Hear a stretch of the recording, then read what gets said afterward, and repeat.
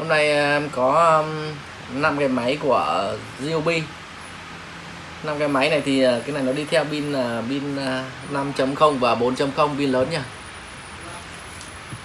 Thì nó có 5 cái máy, nhưng mà cái máy này em nói trước là máy nó không có chạy, cho nên là các bác có mua về thì các bác phải mình sửa lại nhé. Mình sửa lại thì máy mới hoạt động được. Thì toàn bộ cái máy nó không có chạy, pin nó sạc nó không có vào, cho nên là mình về mình phải biết tóm lại là mình biết sửa pin và sửa máy. Máy thì chắc là cái motor nó cháy hoặc là nó bị cái gì đó nó không chạy, nó chết. Thường là motor, cái này là motor, chạy motor than, cho nên là nó cháy motor thì các bác về mình thay motor nhé. Này em bán thanh lý, cái giá nó rẻ để cho các bác về sửa chữa và các bác sử dụng, hoặc là các bác sửa chữa các bác bán lại. Thì đây là cái khoan, cái mã của nó là 1802, cái thân máy là 1802. Thì đi kèm theo máy thì nó có pin 5 chấm, pin 5 chấm. Pin này thì nó báo vẫn còn đèn chớp một đèn, nhưng mà nó không có sạc được thôi. Đấy, thì đây là 5 cái máy.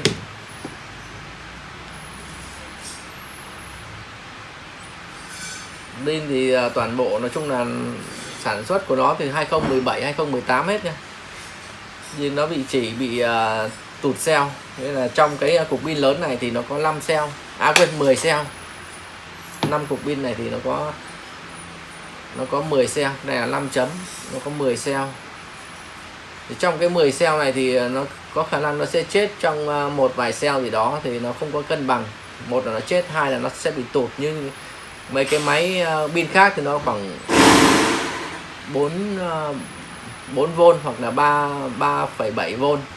Nhưng cái cục khác có khi nó tụt xuống còn lại thấp hơn, nhưng nó thấp hơn vôn của 37 hoặc 40 hoặc là 44V. Thì nó sạc nó sẽ không vào được. Để đèn này tất nhiên là báo vẫn còn điện. Đấy, nó báo thì vẫn còn đèn, nhưng mà mình sạc nó không có vào được, tại vì nó bị mất cân bằng. 10 cục thì không có, nó không, 10 cục này nó cân bằng vôn của nó, 10 cục nó không như nhau, nó không bằng nhau được, thì nó sạc nó sẽ không có vào được. Bây giờ mình về mình phải tháo ra và mình cho vào máy, mình cân đủ 10 cell này nó bằng nhau thì mình đóng lại, thì mình sử dụng bình thường được. Đó, thì cái này thì hàng nó còn được mấy cây như này thôi. Em thì không có thời gian để mình sửa nhé. Thì em thanh lý mấy cái này để cho các bác về các bác sửa cho cái giá nó tốt. Bây giờ em sẽ quay gần từng máy một cho các bác xem. Ở đây thì là đây là 5 cái máy này. Máy thì nói chung là nó về như thế nào thì em cũng test và em cũng để nguyên thôi, chứ em không có lau chùi gì chưa. Chưa có lau chùi vệ sinh gì cả, tại vì nó là máy chết mà, máy không có chạy. Thì trong 5 con này thì nó được một con có 3 chế độ, 3 chế độ. Búa này, bắn vít này, con sắt này. Cũng có được con ba chức năng. Còn con này thì nó chỉ có khoan gỗ, khoan sắt là 4 con này. Thì cũng nó là máy chết, cho em cũng nói sơ qua là cái cấp độ trượt của nó. Tại vì cái này thì mình cũng dễ sử dụng thôi, tại vì nó là motor, chết motor thì mình thay motor thôi. Cái này thì nó cũng có 20 cấp độ, 21 cấp độ. Cái đậu khoan này.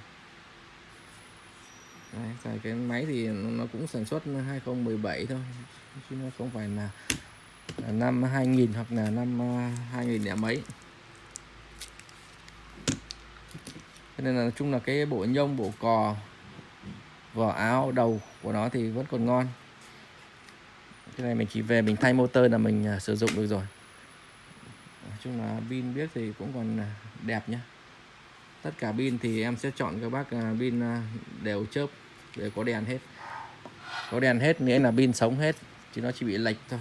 Nên nó chỉ bị không đều, gold của nó không đều, cho nên là một cục này thì nó không có đèn đi qua nhá, cục không có đèn. Cục không có đèn thì khả năng là cái pin nó sẽ chết nhiều hơn, còn nó có đèn thì pin thường nó sẽ không bị chết, mà chẳng qua nó sẽ bị tụt thôi. Đó thì tình trạng máy làm sao thì em bán như vậy nhé các bác, xem kỹ rồi mua. Về giá thì em sẽ bán với giá nó rẻ một tí.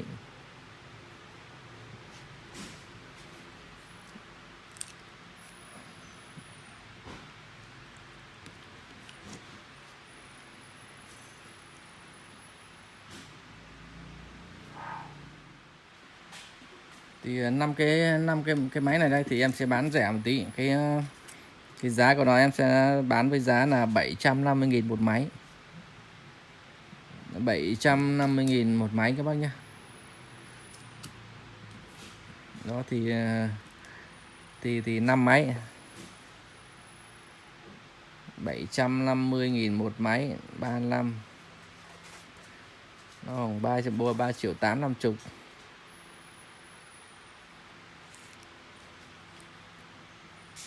750.000 một máy, một pin các bác nhé. Cục pin này toàn bộ một cục 4.0 thôi, còn đâu toàn bộ 5 chấm. 5 chấm là nó có đèn các bác nhé, nó chỉ sạc, nó không có chấp, nó không có vào thôi. Sạc thì nó không có vào, nhưng mà toàn bộ đèn vẫn còn sáng, có một cục đèn nó không sáng thôi, còn lại 4 cục đều có đèn hết. Thì có 750.000 các bác nhé, nó quá rẻ luôn, mà pin 5 chấm nó thực sự là quá rẻ luôn đấy. Thì các bác nào có nhu cầu thì cứ vui lòng liên hệ số điện thoại 0922 400 500. Và em xin chào và hẹn gặp lại các bác trong những video lần sau.